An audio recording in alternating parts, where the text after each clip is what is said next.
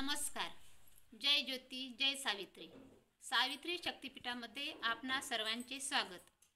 आमच्या सावित्री शक्तिपीठाच्या उपाध्यक्षा शीलाताई चर्जन हा सेवानिवृत्त शिक्षिका.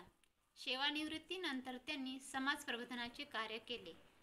त्याचबरोबर शैक्षणिक सामाजिक क्षेत्रात कार्य करत त्यांनी लिखाणही केले.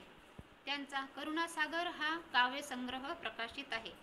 त्यांनी सावित्रीबाई फुले आणि ज्योतिबा फुले यांच्यावर अनेक कविता लिहिल्या.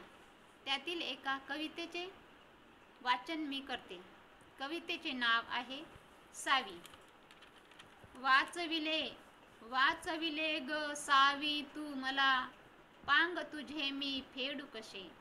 वाचविले ग सावी तू मला, पांग तुझे मी फेडू कसे. तुझ्यामुळे मिळाले जीवदान, सांग तुला मी विसरू कसे. सांग तुला मी विसरू कसे. तूच बनली आमुची माय, तूच बनली आमुची सखी. तूच बनली आमुची माय, तूच बनली आमुची सखी. आणि म्हणूनच की काय, आम्हाला समजती जीवनाची वजाबाकी.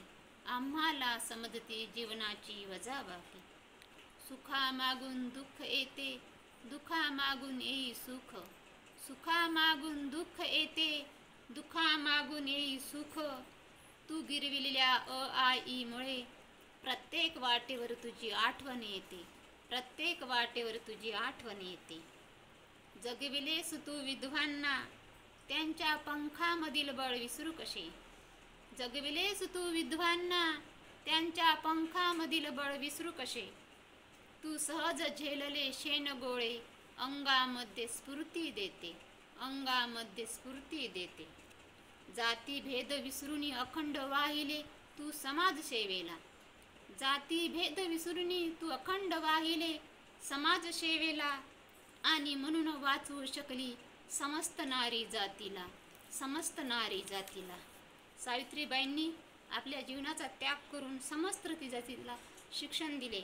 त्यांचे मोल करणे शक्य नाही. जय ज्योती जय सावित्री.